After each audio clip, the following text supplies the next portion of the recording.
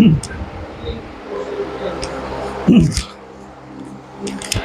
Friends, इसके पहले वाले वीडियो में मैंने जो है कक्षा 11 वाले बच्चों के लिए ना जो वीडियो बनाया गया था उसमें पढ़ाया गया था स्टोइकियोमेट्री के बारे में और बताया गया था कि स्टोइकियोमेट्री क्या है। सबसे पहले आप जान लें कि स्टोइकियोमेट्री लागू होने के लिए या स्टोइकियोमेट्री वहाँ लागू होगा या कह सकते हैं स्टोइकियोमेट्री लागू होता है रासायनिक समीकरणों में, और ऐसे रासायनिक समीकरणों में ये लागू होता है जो संतुलित होते हैं। और स्टोइकियोमेट्री बताता क्या है? स्टोइकियोमेट्री बताता है कि किसी रासायनिक अभिक्रिया या रासायनिक समीकरण में अभिकारकों और उत्पादों के बीच में क्या संबंध है, क्या अनुपात है, इसको बताता है स्टोइकियोमेट्री। और स्टोइकियोमेट्री में जो अभिकारक या उत्पाद के जो संख्याएं लिखी, मोलों की संख्याएं जो लिखी जाती हैं, जो मात्राएं लिखी जाती हैं, अभिकारकों की मात्राएं या उत्पादों की जो मात्राएं लिखी जाती हैं, उन्हें बोलते हैं स्टोइकियोमेट्री गुणांक। स्टोइकियोमेट्री गुणांक, स्टोइकियोमेट्री गुणांक का मतलब यही होता है अभिकारक के मोलों की संख्या लिखने सामान्य केस में, या उत्पाद के मोलों की संख्या लिखने, यही होता है स्टोइकियोमेट्री गुणांक। अच्छा देखो ध्यान से, यहाँ प्रश्न पूछा गया है, दिया गया आपको कि 7.95 ग्राम क्यूप्रिक ऑक्साइड, आप क्यूप्रिक ऑक्साइड का फार्मूला रख लीजिए। क्यूप्रिक ऑक्साइड ये तो मैंने अपनी तरफ से दिया है, बुक में नहीं दिया है। क्यूप्रिक ऑक्साइड का फार्मूला केवल नाम दिया है, तो आप इसको समझ के पढ़ेंगे कि अगर कहीं क्यूप्रिक ऑक्साइड आ गया इसका मतलब वहां भी मुझे यही यूज करना, CuO। तो देखो क्या बोल रहा है कि 7.95 ग्राम क्यूप्रिक ऑक्साइड पर पूर्ण अभिक्रिया होने तक हाइड्रोजन गैस प्रवाहित किया गया। मतलब क्यूप्रिक ऑक्साइड पर क्या प्रवाहित किया गया है? Hydrogen gas. तो इसके हाइड्रोजन गैस प्रवाहित करने पर वहां आपको जल प्राप्त हुआ। क्या प्राप्त हुआ है? और यहाँ यही बताना है जल की कितनी मात्रा, अर्थात जल का कितना द्रव्यमान, ऐसा कहें जल का कितना द्रव्यमान आपको प्राप्त हुआ है, उसी की गणना करनी है। तो इसको सॉल्व करने से पहले सबसे पहले आप क्या करेंगे, इसका स्टोइकियोमेट्री गुणांक लिखें। और स्टोइकियोमेट्री गुणांक लिखने के लिए क्या लिखना पड़ेगा आपको? संतुलित रासायनिक समीकरण।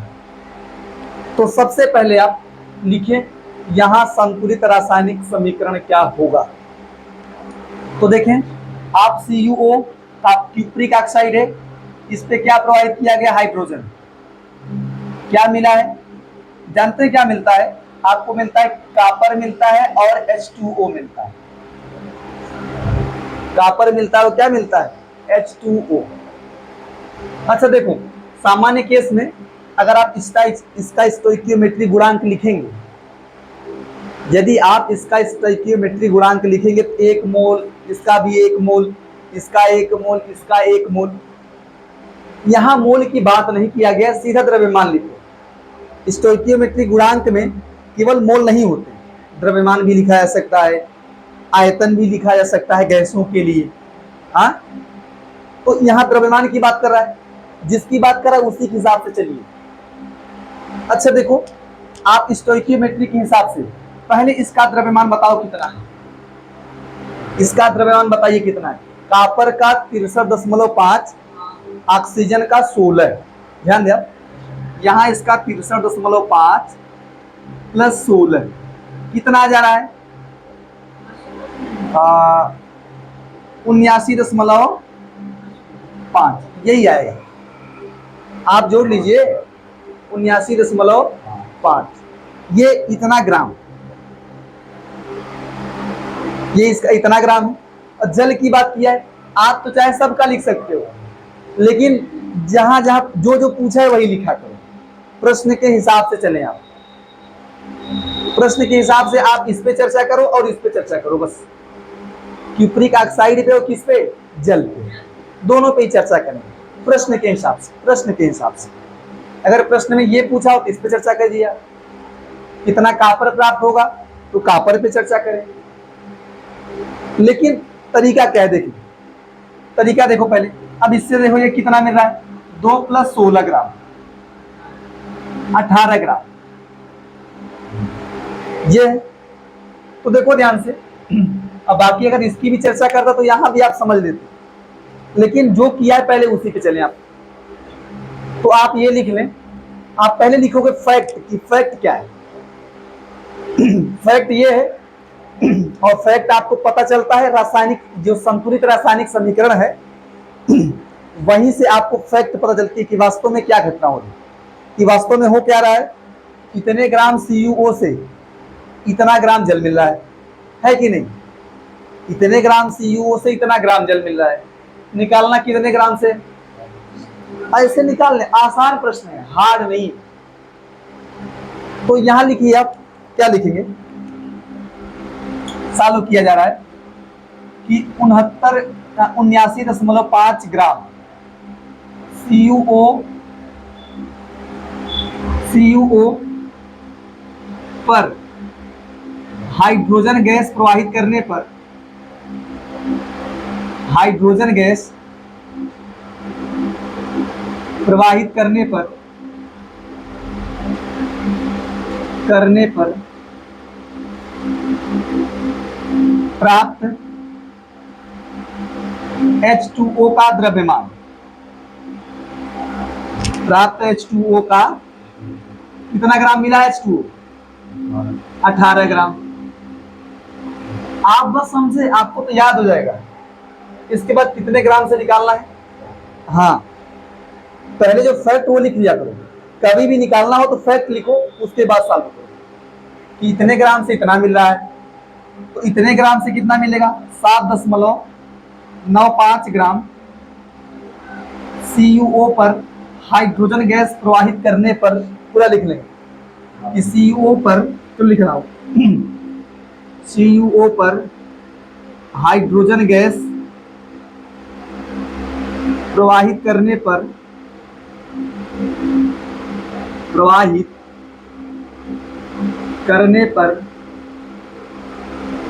प्राप्त H2O का द्रव्यमान होगा, कह सकते हैं।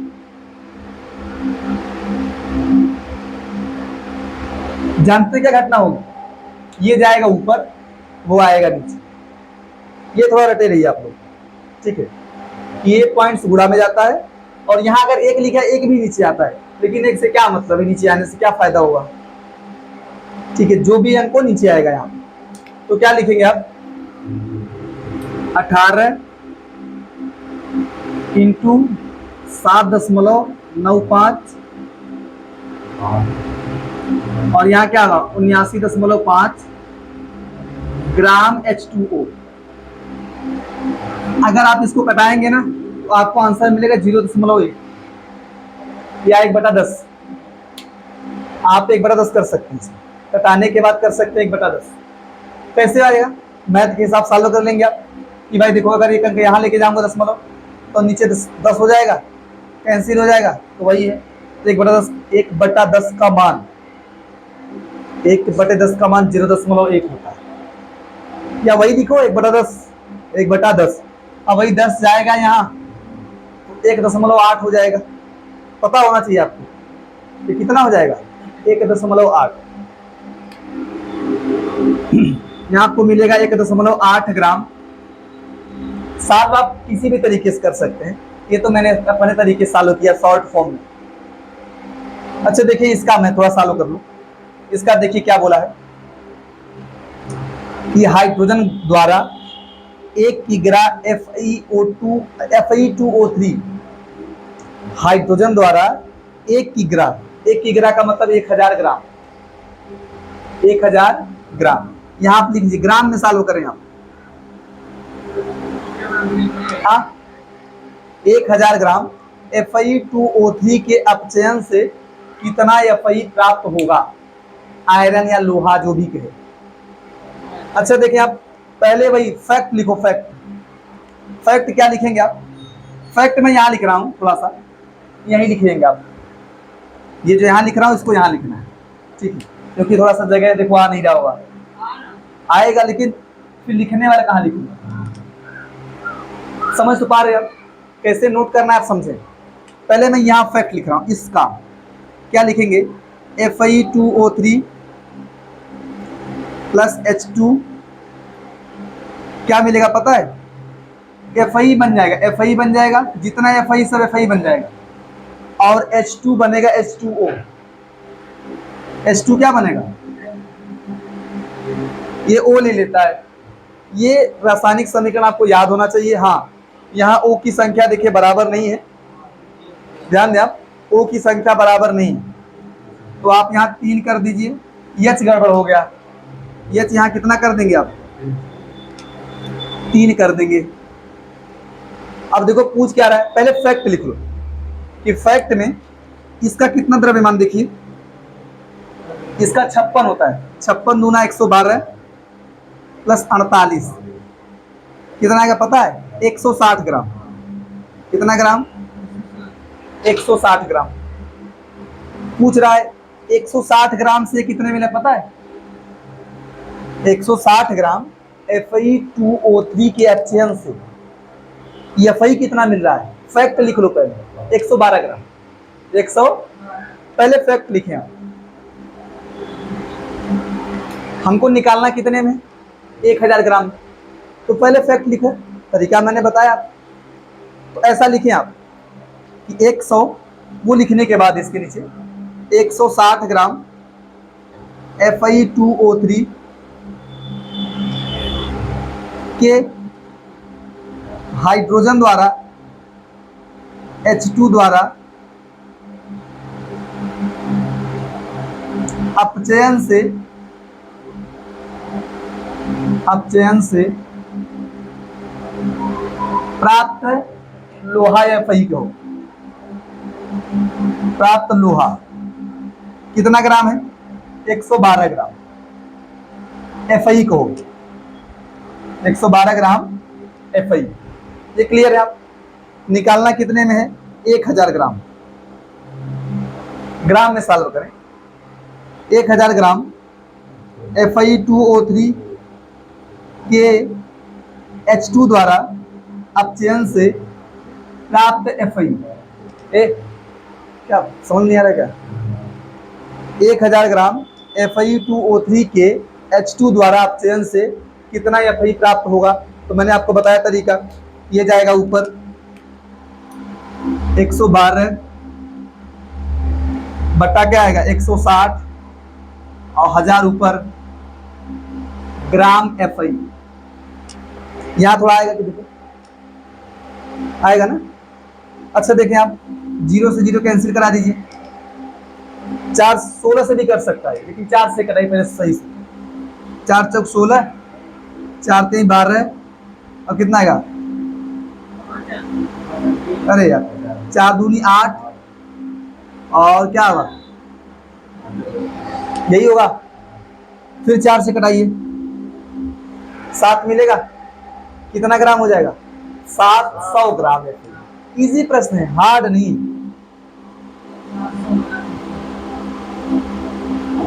क्लियर है, फटाफट लिखें इसको, आसान सा प्रश्न।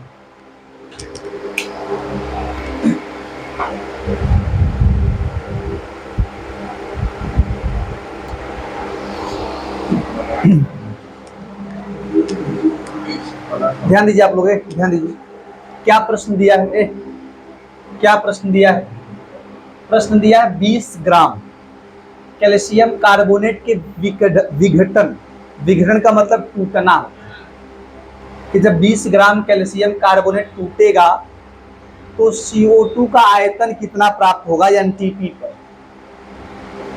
एनटीपी पर कितना आयतन प्राप्त होगा। तो पहले आप ध्यान दें, पहले आप इसका विघटन कराइए कि जो कैल्शियम कार्बोनेट CaCO3 है, इसको अगर आप गर्म करेंगे तभी टूटेगा, और टूटेगा तो कैल्शियम ऑक्साइड देगा और CO2 देगा। CO2 गैस है तो इसका आयतन निकालिए आप 20 ग्राम से।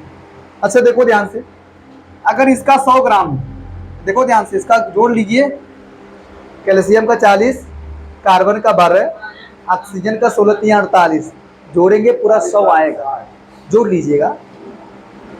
तो देखो इसके 100 ग्राम से, ध्यान दिया, इसके 100 ग्राम से इसका 1 मोल, देखो CO2 का अगर द्रव्यमान पूछा होता तो 44 ग्राम, लेकिन आयतन पूछा है तो आयतन लिखो। इसके 100 ग्राम से इसका आयतन जानते कितना मिल रहा है, 1 मोल है। 1 मोल का आयतन लिखे NTP पर 22.4 लीटर। क्या लिखेंगे तरीके से, हाँ जो पूछा है उसके हिसाब से। द्रव्यमान पूछे, द्रव्यमान लिखो। तो क्या लिखें आप कि 100 ग्राम अगर CaCO3 को का विघटन किया जाए तो आपको CO2 मिलेगा 22.4 लीटर। ध्यान दीजिए आप, क्या दिक्कत है क्या?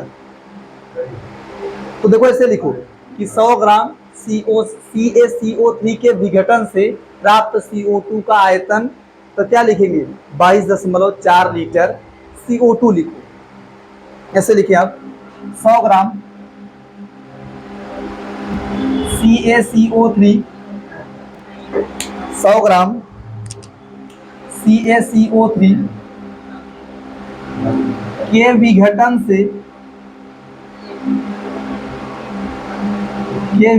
से प्राप्त CO2 प्राप्त CO2 का आयतन तो कितना है भाई, है 22.4 लीटर। 22.4 लीटर STP था वो, NTP की बात हुई, आयतन NTP पर। तो अगर 20 ग्राम हो तो 20 ग्राम CaCO3 के विघटन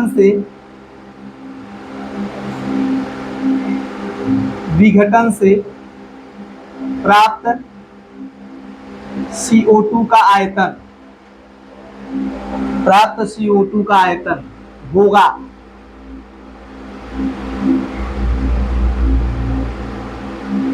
कितना होगा भाई, ये ऊपर जाएगा और वो नीचे आएगा।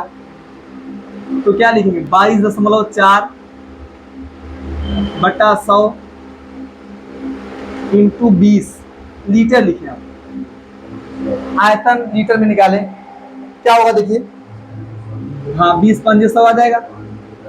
क्या आएगा 5 चौक 20, 24 हो जाएगा, फिर 5 चौक 20, फिर 5 अठे 40, यही होगा 4.48 लीटर CO2। आपको प्रॉब्लम तो नहीं होना चाहिए, आसान से प्रश्न। अच्छा देखो इसका, हाँ बस आपको ये याद होना चाहिए, जो समीकरण है अगर यही याद हो तो आपको इस प्रकार के प्रश्न सॉल्व करने में प्रॉब्लम नहीं होना चाहिए। अच्छा इसका देखो, यहां ध्यान दिया थोड़ा सा कि सामान्य ताप एवं दाब NTP पर, तो वही 2.4 लीटर O2 प्राप्त करने के लिए, O2 प्रोडक्ट में है, O2 प्राप्त करने के लिए कितना पोटेशियम क्लोरेट आवश्यक होगा। तो पहले आप संतुलित पोटेशियम क्लोरेट को गर्म करके क्या O2 क्या मिल रहा है वो सब देख लो, वो याद होना चाहिए यार। तो ध्यान दें, अगर आप पोटेशियम क्लोरेट ले KClO3 इसको गर्म करते हैं ना, तो गर्म करने पर मिलता है KCl, फिर O2 मिलता है, नहीं दिख रहा है क्या? KClO3 को गर्म करेंगे तो आपको मिलता है KCl और O2, ऑक्सीजन। बैलेंस नहीं है तो आप यहाँ क्या करें, ये 3 है, ये 2 है ऑक्सीजन, यहाँ ऑक्सीजन 2 है, यहाँ 3 है, तो आप क्या करें, यहाँ 2 से गुणा कर दो 6 हो जाएगा ऑक्सीजन, यहाँ 3 से गुणा कर दीजिए, बाकी KCl को 2 से गुणा कर दो, है कि नहीं? क्लियर है ना? बैलेंस इक्वेशन, संतुलित रासायनिक समीकरण आपको याद होना चाहिए, उसके बाद आराम से निकालें। अब देखो पहले आप लिख लो फैक्ट क्या है कि कितने ग्राम से पोटेशियम क्लोरेट, कितना का मतलब कितना द्रव्यमान, कितना का मतलब वो द्रव्यमान पूछ रहा है सामान्य केस में, कितना चाहिए। तो पहले ये लिखें, ये जो है ना ये लिखिए 2, पोटेशियम का 39 प्लस इसका 35.5, 35.5 प्लस इसका 48 होगा। जब इस सब का गुणा करेंगे ना तो आपको मिलेगा 245 ग्राम। कैसे? ये 78 आएगा और उसका 71 और उसका 96 जोड़ लीजिए। 8 7 15 का 5 हासिल लगा 1। इसके बाद 7 7 14, 14 19 कितना होगा? 23 होगा। और कितना हासिल लगा है? 1। कितना हो जाएगा? तो थोड़ा सा याद हो तो ध्यान दें, इसके इतने ग्राम से 245 ग्राम KClO3 से जो आपको ऑक्सीजन मिल रहा है 3 मोल मिल रहा है ना। कितना मोल मिल रहा है? ऑक्सीजन मिला है 3 मोल, अर्थात करते 3 इंटू 22.4 लीटर। अरे 1 मोल गैस का आयतन होता है 22.4, 3 मोल है ना, तो 3 से गुणा कर लें आप। चाहो तो यही मान रखो, क्या दिक्कत? क्या हो? 3 मोल, ध्यान दीजिए 3 मोल मिला है O2 ना, और 1 मोल ऑक्सीजन का जो आयतन होता है 1 मोल का होता है 22.4 लीटर NTP पर।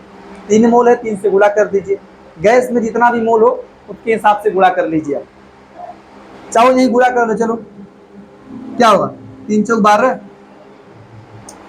3 दूनी 6, 1 7 आइए, 3 दूनी 6, यही आएगा।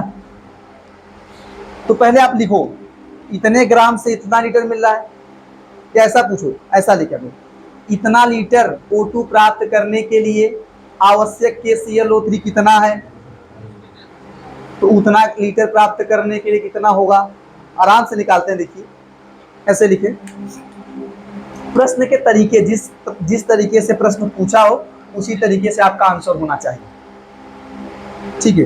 तो ऐसा लिखें कि 67.2 लीटर O2 प्राप्त करने के लिए 2 लीटर O2 प्राप्त करने के लिए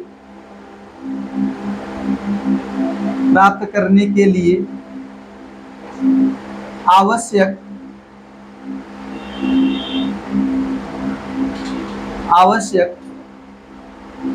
KClO3 कितना ग्राम भाई? 245 ग्राम।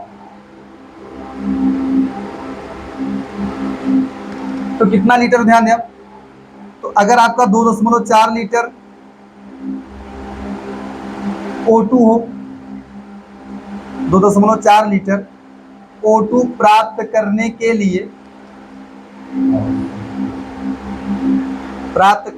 लिए आवश्यक KClO3 होगा, कितना होगा भाई? वही सेम प्रोसेस, इसको ऊपर इसको नीचे लाएं, 245 अब बटा क्या आएगा? लीटर से देखो, लीटर कैंसिल होगा, बचेगा ग्राम। मात्रक कैसे निकालना सीखा कर आप, जैसे वहां क्या मात्रक बचेगा अगर आपको ये देखना है, तो ये दोनों वैल्यू कैंसिल होंगे, बचेगा ग्राम। अगर ये दोनों ग्राम में होते और वो लीटर में होता तो वहां आंसर क्या बचता? लीटर। ऐसा दिमाग लगा सकते हैं चाहे तो। अब देखो 245 बटा क्या लिखेंगे? 67.2 इंटू 2.4 ग्राम। अच्छा इसका करिए, मोबाइल से करिए आप लोग फटाफट। देखिए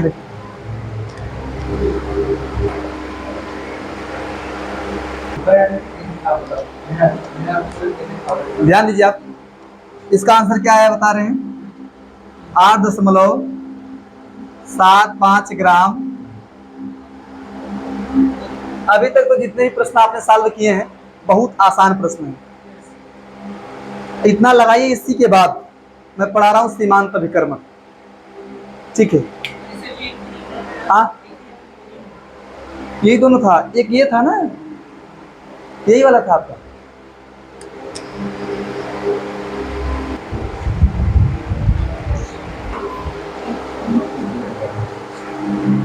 ध्यान दीजिए आप लोग, आपका इतना हो गया। अब आपके लिए एक नया टॉपिक है सीमांत अभिकर्मक। बड़ा इंपॉर्टेंट टॉपिक है, बता दे रहा हूं। सीमांत अभिकर्मक।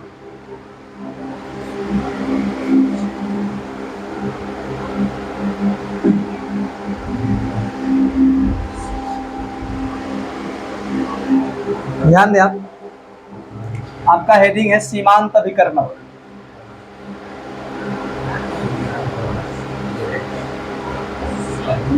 सीमांत अभिकर्मक, अंग्रेजी है लिमिटिंग रीएजेंट। Limiting reagent. सबसे पहले ध्यान दें, पहले समझे फिर लिखाना परिभाषा। देखो सीमांत अभिकर्मक का केस, सीमांत अभिकर्मक कब लागू होता है, कब होने का चांस है? जब किसी भी रासायनिक अभिक्रिया में या रासायनिक समीकरण में दो अभिकारक उपयुक्त हो, उपयोग हुए हों, तो वहां सीमांत अभिकर्मक आने का चांस होता है। ध्यान दें आप, जब किसी रासायनिक अभिक्रिया में दो अभिकारक प्रयोग किए गए हों तो वहां पे सीमांत अभिकर्मक छाटा जा सकता है। अब सीमांत अभिकर्मक किसे कहते हैं? जब किसी रासायनिक अभिक्रिया में दो अभिकारक पदार्थ हों, दो अभिकारक हों, उपयोग हुए हों, उनमें से क्या हो, एक अभिकारक की मात्रा ज्यादा दी हो और एक अभिकारक की मात्रा कम दी हो, तो जिस अभिकारक की मात्रा कम दी गई हो उसी को बोलते हैं सीमांत अभिकर्मक। जैसे एक अभिकारक, मतलब ये है किसी भी रासायनिक अभिक्रिया होने के लिए अगर दो अभिकारक यूज हुए हों, प्रयोग किए गए हों, ठीक है, तो वहां सीमांत अभिकर्मक होने का अवसर, चांस होता है। अब कैसे पहचानेंगे चांस है कि नहीं है?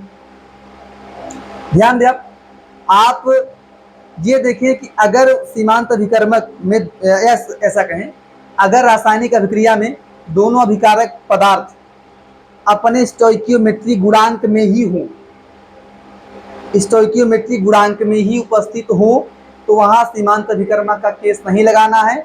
अगर वो स्टोइकियोमेट्री गुणांक से कम या ज्यादा है तो वहां सीमांत अभिकर्मक लगाना है। पहले आप देख लो, समझ नहीं पाएंगे आप जब तक आपको एग्जाम्पल के थ्रू नहीं समझाया जाएगा। पहली बात समझे कि दो अभिकारक होंगे तब, पहला कंडीशन रख लीजिए कि दो अभिकारक होगा तभी बताया जा सकता है कि सीमांत अभिकर्मक का केस है। देखो मैं ऐसे मान ले रहा हूं कि मान ले ऐसा बोले आप, चलो अच्छा बढ़िया एग्जांपल, CH4 का मेथेन का दहन किया गया O2 के साथ में, तो आपको मिला CO2 और H2O मिला। यहाँ कुछ ट्रिक्स बताऊंगा मैं आपको, पहले ये समझो। देखो आप स्टोइकियोमेट्री गुणांक के हिसाब से रख लो। मान लो द्रव्यमान की बात कर लूंगा, द्रव्यमान की, इसका 16 ग्राम, इसके 16 ग्राम के दहन के लिए, पूर्ण रूप से दहन के लिए, मेथेन को जलाने के लिए ऑक्सीजन चाहिए होगा कितना बताइए, थोड़ा बैलेंस कर लें आप। ये चाहिए होगा 64 ग्राम। बैलेंस, सबसे पहले बैलेंस लिख लिया करें, संतुलित रासायनिक समीकरण लिख लिया करो, उसके बाद स्टोइकियोमेट्री गुणांक का केस लगाया करें, उसके बाद सीमांत अभिकर्मक का केस लगाया करें। मैं बता रहा हूं, परिभाषा तो लिखवा दूंगा, पहले समझ लें कि सीमांत अभिकर्मक कैसे पहचानेंगे, किसे कहेंगे। देखो ये चीजें हैं सीमांत अभिकर्मक। अच्छा देखो ध्यान से, मान लो कि मैं यहां बात करूं, चलो जल की बात कर लिया, जल बन गया 36 ग्राम। आप ये जानते हैं कि देखो ये फैक्ट है, इसका 16 ग्राम इसके 64 ग्राम से क्रिया करेगा तो आपका ये बनेगा 36 ग्राम। अगर इसका यही दुगना हो जाए, इसका 32 ग्राम हो जाए, इसका 128 ग्राम हो जाए, फिर इसका भी 72 ग्राम बन जाएगा। समझ पा रहे कि नहीं? तो इसी को बोलते हैं, उसी का दुगना किया जाए, उसी का तिगुना किया जाए, तो इसको बोलते हैं कि ये स्टोइकियोमेट्री गुणांक वाला है, स्टोइकियोमेट्री के हिसाब से बढ़ रहा है, ये बढ़ रहा है तो ये भी बढ़ रहा है, ये बढ़ रहा है तो ये भी बढ़ रहा है। मान लो, ध्यान दिया, मान लीजिए दोनों अभिकारकों में से और आपको पता है कि ये कैसे बनेगा, जब इनके बीच क्रिया होगी, अभिकारक से ये बनेगा। उत्पाद किस पे डिपेंड करता है? अभिकारक पे। अभिकारक पे ही डिपेंड करता है ना। अच्छा, मैं मान लो ऐसा बोल देता कि इसका 16 ग्राम इसके 60 ग्राम से क्रिया करे तो ये कितना बनेगा? आप कंफ्यूज, आपके मन में थोड़ा प्रॉब्लम आ जाएगा कि यार ये 64 ग्राम ठीक था तो बता देता मैं आराम से, अगर इसका 60 ग्राम दिया।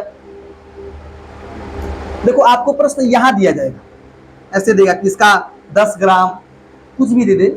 मान लो ऐसा 2 केस बता रहा हूं, इसका 16 ग्राम इसका 60 ग्राम, मान लो बोल दे इसका 10 ग्राम इसका 10 ग्राम क्रिया कर रहा है इसके 50 ग्राम से, और दोनों ही केस में पूछे ये कितना बनेगा।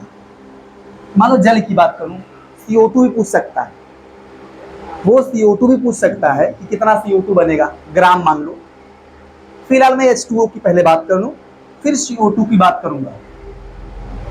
तो देखो इस प्रकार के प्रश्नों को सॉल्व करने के लिए ऐसा अगर आपको दिया जाए कि 16 ग्राम मेथेन 60 ग्राम से क्रिया कर रहा है तो कितना ग्राम बनेगा, कुछ भी दिया जाए मान लो आपको, तो पहले आप ये लिखा करो संतुलित रासायनिक समीकरण, ये लिख लें आप। फैक्ट जान लो कि अगर इसका 16 ग्राम रहा इसका कितना चाहिए होगा, 64। पूरी तरीके से क्रिया होने के लिए, इसके 16 ग्राम से पूरी तरीके से क्रिया होने के लिए ऑक्सीजन का 64 ग्राम चाहिए, लेकिन है कितना ग्राम? तो कौन कम हुआ? हाँ, बच्चे क्या होता है ना, द्रव्यमान देख के बताते हैं, अरे इसका 60 ग्राम इसका 16 ग्राम ज्यादा है, वो नहीं देखना है। बच्चों के मन में कंफ्यूजन का पॉइंट बता दे रहा हूं मैं आपको कि कंफ्यूजन होता क्या है। वो देखेंगे कि ये भाई 60 ग्राम 16 ग्राम ज्यादा है, ये कहां से सब कम पड़ गया? तो कम पड़ेगा इसके हिसाब से, जो अभिक्रिया में जितनी आवश्यकता है उसके हिसाब से कम है। तो उसके हिसाब से देखो, इसके 16 ग्राम के लिए इसका 64 ग्राम चाहिए, लेकिन है 60 ग्राम। तो जानते हैं क्या होता है, प्रोडक्ट बनने के लिए अगर 2 अभिकारक हैं तो दोनों अभिकारकों की मात्रा यूज होती है, कुछ उसका भी मात्रा और उसका भी मात्रा। अगर कोई एक ही अकेला अभिकारक बच जा रहा है, 2 अभिकारक हैं उसमें से एक अभिकारक कम हो जा रहा है, एक अभिकारक बच जा रहा है, तो अभिकारक अभिक्रिया होने के लिए दोनों अभिकारकों की जरूरत है। अगर एक अभिकारक की मात्रा खत्म हो जा रही है और एक अभिकारक बचा रह जा रहा है तो अभिक्रिया आगे बढ़ेगी नहीं, दोनों की जरूरत है। समझ पा रहे कि नहीं?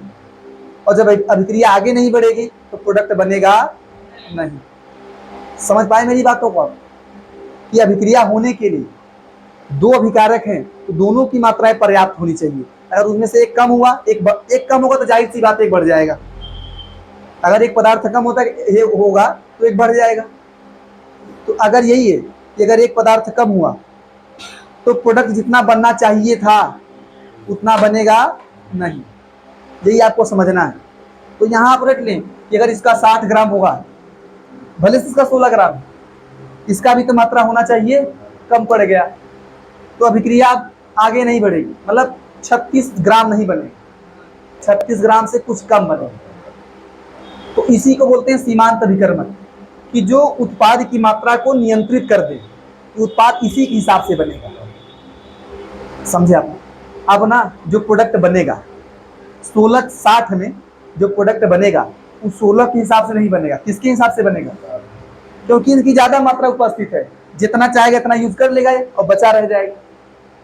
लेकिन ये तो चाहिए 64 ना, है नहीं, तो इनको जो है अपना कुछ मात्रा, मतलब कह सकते हैं बचाना पड़ेगा, उसको अभिक्रिया में यूज नहीं करना पड़ेगा। क्यों? क्योंकि अगर इनको अपना पूरा मात्रा यूज करेंगे इसका 64 चाहिए होगा, अगर ये अपना पूरा मात्रा यूज करेंगे कितना चाहिए होगा, तो ये कुछ कम यूज कर पाएंगे, तो कुछ बचेगा, तो जो बच जाएगा उसको बोलते हैं सीमा आधिक्य अभिकर्मक।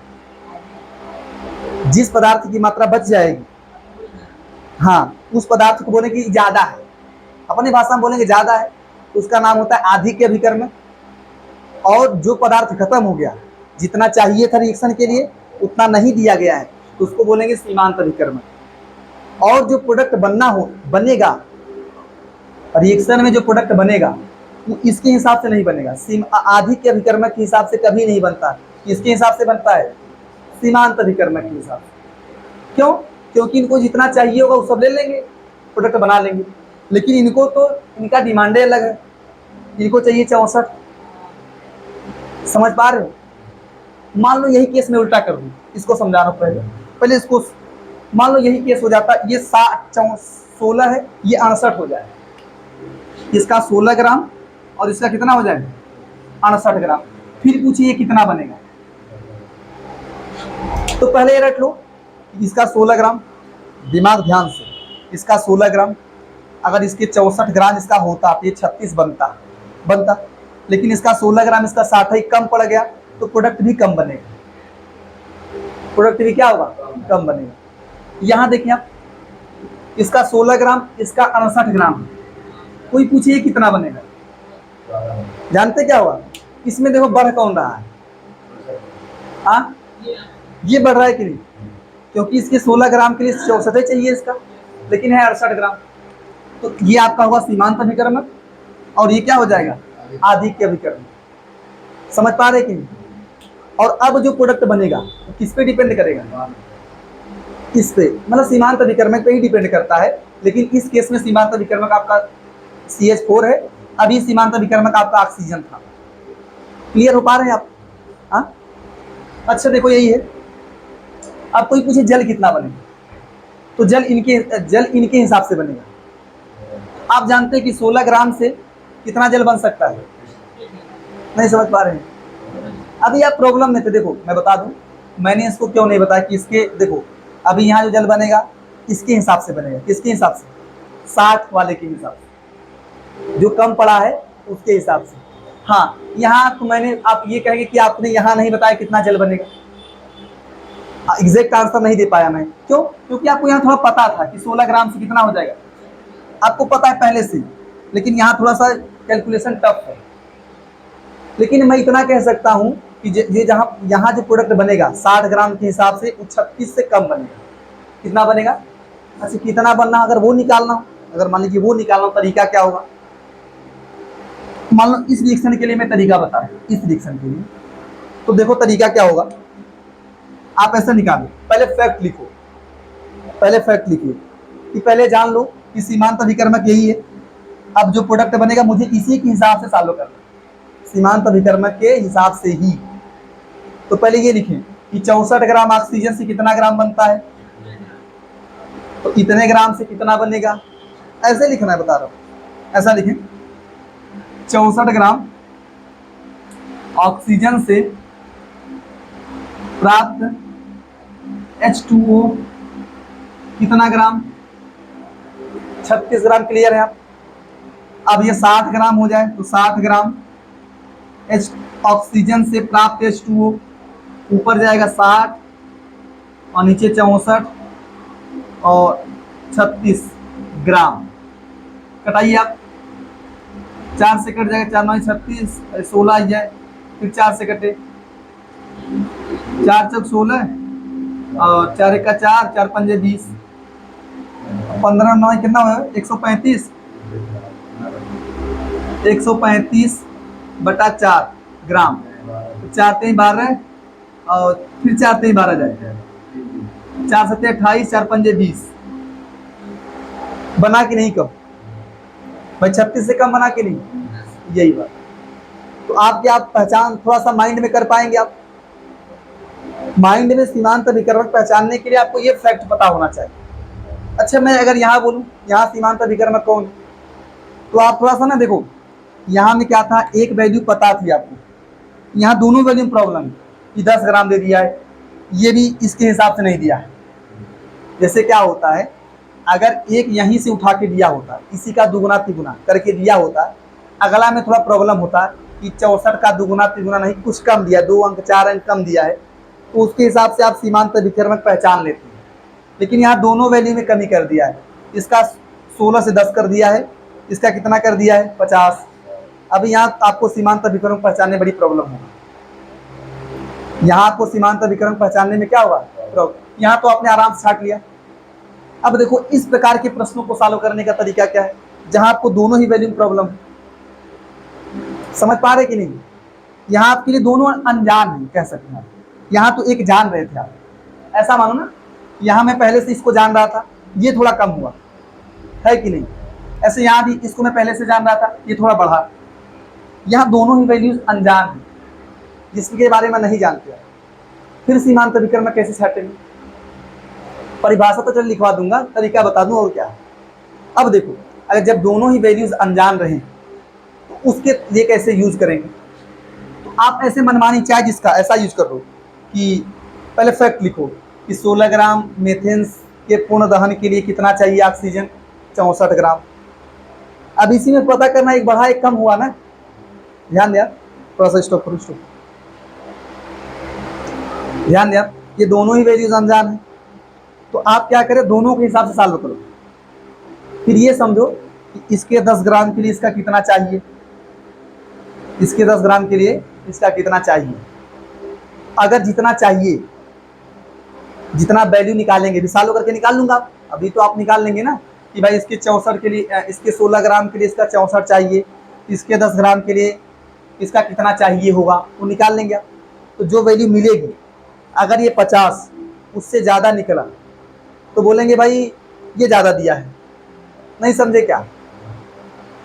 जैसे आप ये पता कर लो कि 16 ग्राम पता कर चुके हैं आप कि इसके 16 ग्राम से पूर्णतया क्रिया के लिए जो ऑक्सीजन चाहिए 64 चाहिए, इसके 10 ग्राम से पूरी तरीके से क्रिया करने के जो ऑक्सीजन चाहिए होगा वो भी मैं निकाल ले रहा हूँ।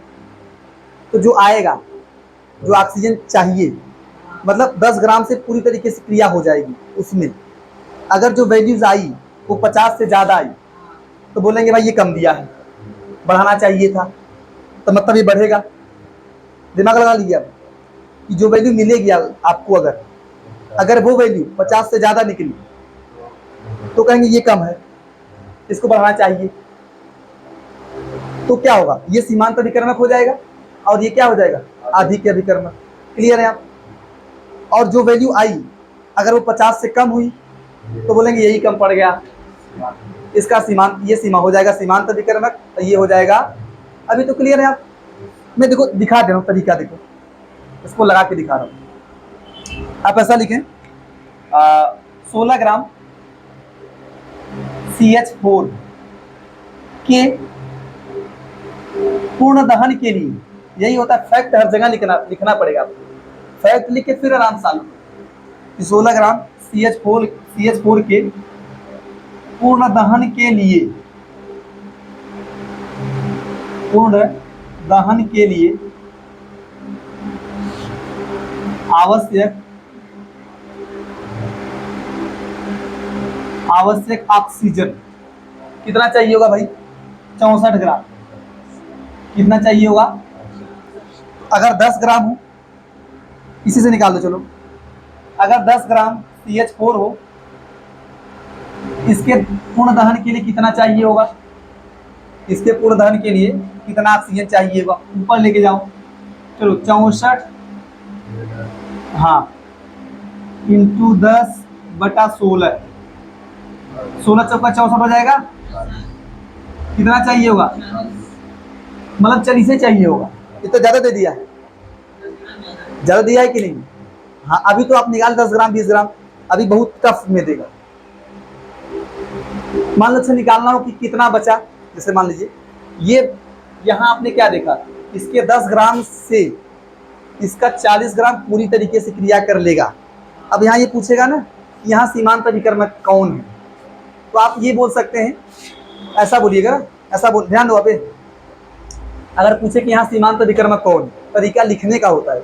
चूंकि 10 ग्राम CH4 से पूर्णतया क्रिया करने के लिए आवश्यक ऑक्सीजन 40 ग्राम है, अतः, और आपको दिया गया ऑक्सीजन कितना है, 50 ग्राम, तो बोलेंगे अतः जो है ऑक्सीजन आधिक्य अभिकर्मक है, और आपका CH4 क्या है, सीमांत अभिकर्मक।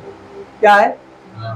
अब कोई पूछे कि अब ये कितना बनेगा, इसके हिसाब से निकालना, सीमांत अभिकर्मक के हिसाब से कि 16 ग्राम से 36 बन रहा है तो 10 ग्राम से कितना बनेगा, जो भी निकालना हो। अरे नहीं, ये तो ऑक्सीजन है, ये मैंने ऑक्सीजन का बताया कि इसके 16 ग्राम से इतना ऑक्सीजन क्रिया कर लेता है, इसके 10 ग्राम से इसका 40 से क्रिया करेगा। ये मैंने इनका निकाला है, सीमांत अभिकर्मक छांटने का तरीका बताया है। अब आपसे कोई पूछे कि जल कितना बनेगा, तो दोनों में कंफ्यूजन है, किसके हिसाब से निकालूं, किसके हिसाब से निकालूं। कंफ्यूजन है कि नहीं आप, कि भाई ऑक्सीजन के हिसाब से निकालूं कि CH4 के हिसाब से। तो वहां छांटो सीमांत अभिकर्मक, जो सीमांत अभिकर्मक मिलेगा उसी के हिसाब से निकालें आप। क्लियर है? चलो अभी और प्रश्न कराऊंगा ताकि क्लियर हो जाएंगे। अच्छा ये पूछूं मैं, आपको पता है कि अधिक अभिकर्मक कौन है? ऑक्सीजन है कि नहीं है? 40 ही चाहिए ना, दिया है 50। अब आपसे कोई कहे कि कितना बचेगा, अभी तो आप बताइए 10 ग्राम बच जाएगा, लेकिन तरीका होता है कैसे निकालने का। तरीका होता है कि ऑक्सीजन का शेष द्रव्यमान बचेगा, जनरली करते हैं आप, तो लिखेंगे ऑक्सीजन का शेष द्रव्यमान, लिखेंगे बराबर दिया गया द्रव्यमान माइनस क्रिया करने वाला द्रव्यमान। क्रिया करने वाला द्रव्यमान कितना है? हाँ, और दिया गया द्रव्यमान कितना है? तो 50 माइनस 40 कितना बचेगा? ऐसे तरीका होता है निकालने का। ठीक है, तो फिलहाल मैं इसको लिखवा के फिर देखता हूँ, समय बचेगा तो क्वेश्चन कराऊंगा, नहीं घर के लिए प्रश्न घर से करके आइएगा। तो आपको एक प्रश्न दूंगा। समय कितना हुआ है? 46 हुआ है। चलिए लिखवा के घर के लिए प्रश्न दूंगा।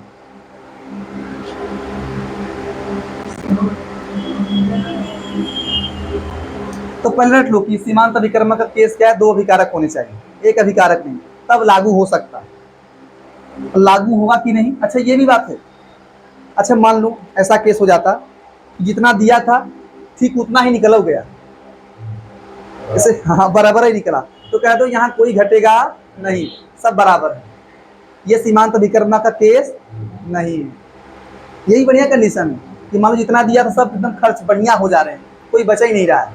तो जब बचेगा तभी सीमांत अभिकर्मक केस होगा, एक बचेगा एक बढ़ेगा, नहीं एक कम होगा एक बढ़ेगा, ऐसा। ठीक है, तो लिखो बराबर लिखे, वे अभिकर्मक या अभिकारक कहो, वे अभिकारक जो रासायनिक अभिक्रिया में, जो रासायनिक अभिक्रिया में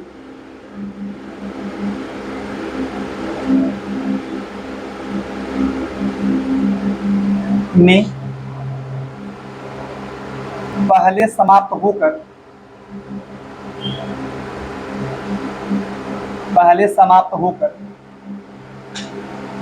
उत्पाद की मात्रा को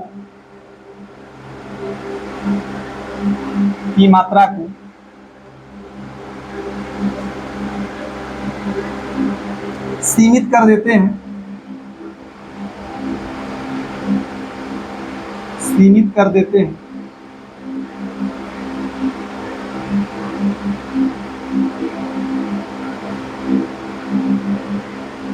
सीमांत अभिकर्मक कहलाते हैं।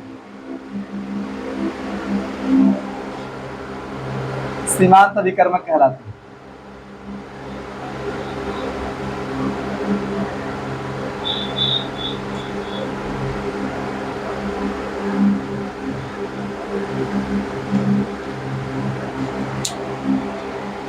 और शेष अभिकर्मक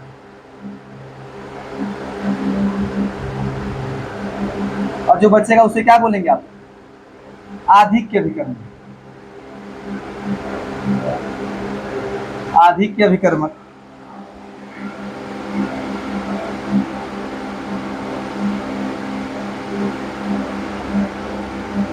कहलाते हैं।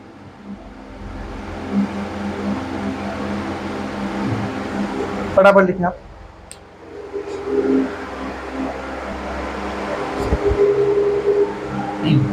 ध्यान दीजिए आप, सीमांत अभिकर्मक पर ये एक प्रश्न है, ठीक है, आप इसको घर से सॉल्व करके आइए, प्रयास करके आइए, देखता हूं क्या आप सॉल्व कर पाते हैं कि नहीं।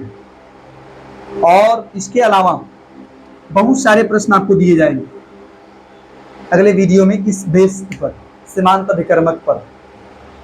ठीक है, कहाँ क्वेश्चन मार्क बोल रहे हैं? अरे सबसे